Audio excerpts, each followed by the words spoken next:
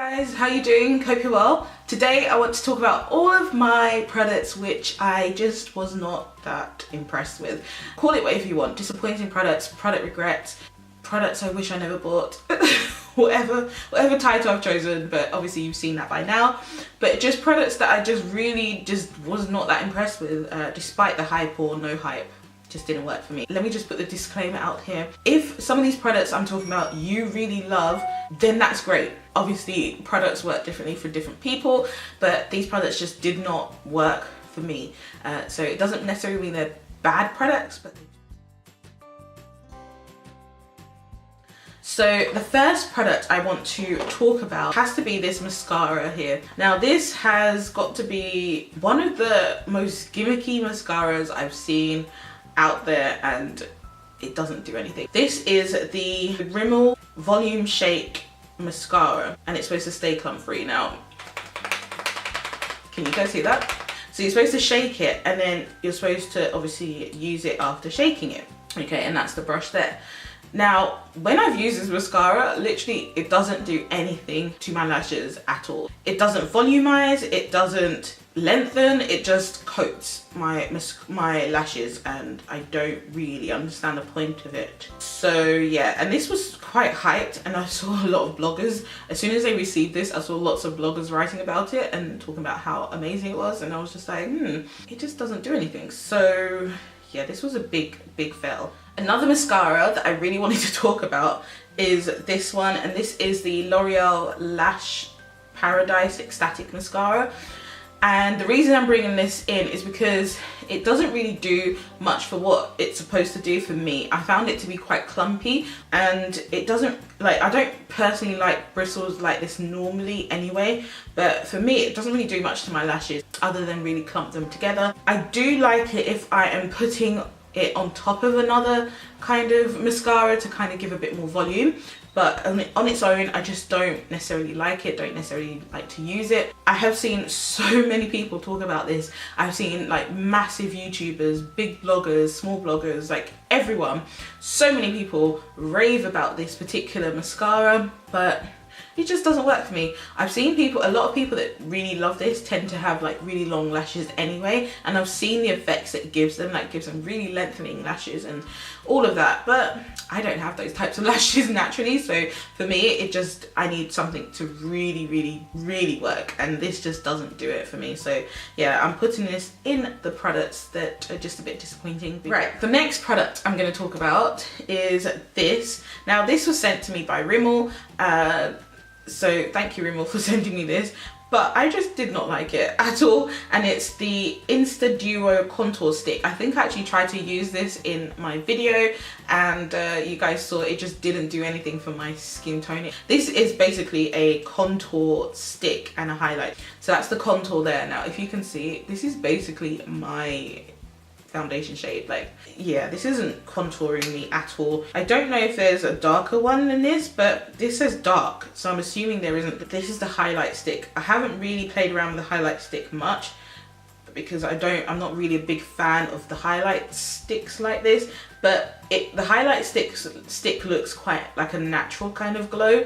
I could possibly use this more on the inner corners of my eyes or like eyeshadow or something, but because it kind of dries down quite matte, but the actual contour stick, can you see that? It just doesn't work for me at all. I like the actual palette that they did. They had like a 3-pan palette, and I actually prefer the contour shade in that palette than this one. So yeah. Another product I didn't like is this. This is by B Cosmetics, and it's their powder blusher, and it's in the shade Bittersweet. Now I actually went to their launch party of their revamping of their brand, and I tried this. I actually swatched it and stuff, and I really liked it when in the party that they did. I then bought it myself because I was just like, I really want to have this, and I just don't like it. It just doesn't suit my skin tone. I really thought that this would suit my skin tone because I thought it's coming out a lot brighter on camera than it actually is. It's kind of like a deeper orange. It just doesn't. It just looks very, like, if I wear this, it looks very sickly on me. Can you see that? It's like up here. It just looks too light. It's not for my skin tone at all. Yeah, I might end up using this as an eyeshadow for like transitioning and stuff, but for blusher, just doesn't work. So the next thing I'm going to talk about is kind of bittersweet. It's like, it's this. It's the Colourpop, what was it? The Colourpop Pressed Powder Bronzer in the shade, oh, what is this one? Bits and Pieces, I think this one's called. The reason I'm putting this in is because I did actually do a video trying this all out, and I actually really well, I kind of liked it in the video, but this is supposed to be a bronzer, but whenever I use it, this comes out looking like a blusher for me. I just don't understand how this is a bronzer. Or maybe it would work on very dark skin tones, but just for me, it just comes out as a blusher. It's marketed as bronzer, and I know I just probably bought the wrong shade, but since I bought it, it's disappointing to me. And I also think it's quite red in its undertone. It's quite red, so for bronzing, I'm not too sure now. Now, as a blusher on me, I really like it. Okay, so it's not that I hate this product, because I actually do like it. It's just that it was disappointing as a bronzer. And then also when I use it as an eyeshadow, because I do use it as an eyeshadow as well, I do like this product, but just as the bronzer aspect of it, it was a bit disappointing. This is the Soap and Glory One Heck of a Blot Primer. And I've still got it in the box because I used this a couple of times and I was like, no, I do not like this at all. This is supposed to be a Pore Perfector Primer, shine blocker for 12 hours. Yeah, this didn't do anything for me at all. Like, it feels slightly greasy on me as well. It does dry down. It's not really a silicone kind of effect, but it does dry down. It goes slightly tacky, but then after that, like, it did not hold in any oils, it didn't hold in any shine. I just did not like this at all. Wasn't the one, so this is why I'm putting this in the disappointing product. Sorry, Soap and Glory, but that was just not a good one for me. This is the Iconic London Illuminator. I've heard so many people talking about this. Oh my gosh, even on camera it looks so metallic, but in real life, this does not look as metallic as it's looking on camera. I've heard so many people raving about this, and I see loads of people being sent these. No, this just does, no. I heard people say that this is like one of the most metallic illuminators out there, and you know, and it's the best one. Like, okay, like that, it's very metallic, right? But as soon as I start blending it out, it just becomes oily and greasy, and it's lost its metallicness. Like, I don't understand, it's just like greasy on me. I don't get how this is, no, this is not the most metallic, blinding kind of highlighter, liquid highlighters on the market. I'm just not impressed with it at all. Ultimately, it's just a very greasy liquid that has a bit of shine in it, and it's just, no. If you really want a metallic one, then Cover FX are the best one on the market in my opinion. If you don't have any of the Cover FX ones, definitely wait for their Christmas release, because I know they're releasing them like miniature ones in a set, and they're going to have like a really good deal on them. Other ones on the market, I know Barry M recently released some. I do have some Barry M ones, and they're quite metallic as well actually, and they're not as greasy. And I know Makeup Revolution have released like dupes of the Cover FX ones. I've not tried them. I have no plans on trying the Makeup Revolution ones, but maybe those would be better options as well for you. So I don't know, but just thought I would mention the other list. This is the Bobbi Brown Concealer, Instant Full Coverage Concealer. I don't typically buy a lot of Bobbi Brown like face products. Apart from her highlighters, I don't typically like the Bobbi Brown products because I feel like they just tend to run a bit orange on my skin tone. I decided to try this because it said it's an instant full coverage concealer, and I love full coverage concealers. However, this just didn't do it for me. This is definitely full coverage, however this is so thick. Like, okay, can you see that? Like, I just pulled it out and you can see how thick it is. It is such a thick concealer.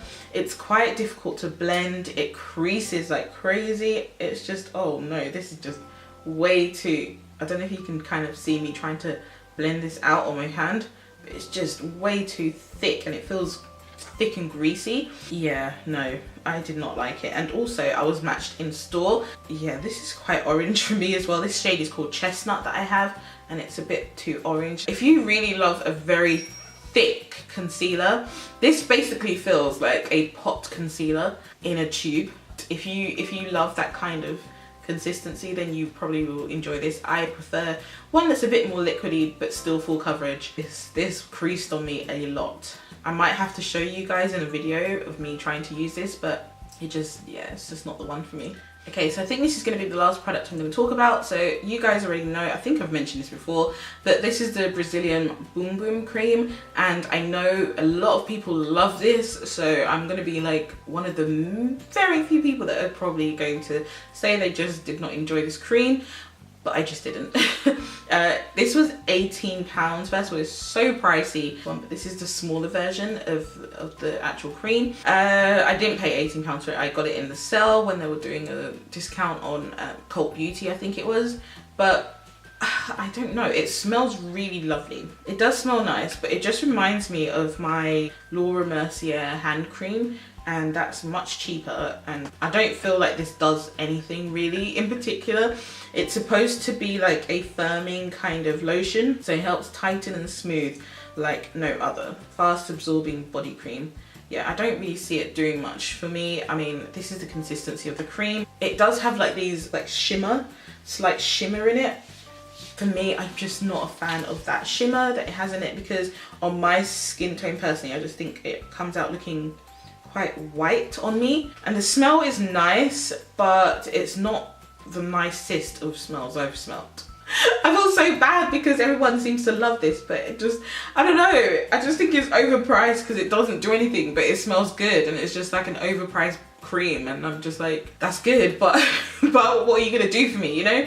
And it doesn't do anything in particular. So yeah, anyway, if you love it, that's great, but I've smelt better, I've had better creams. I don't know, it's okay.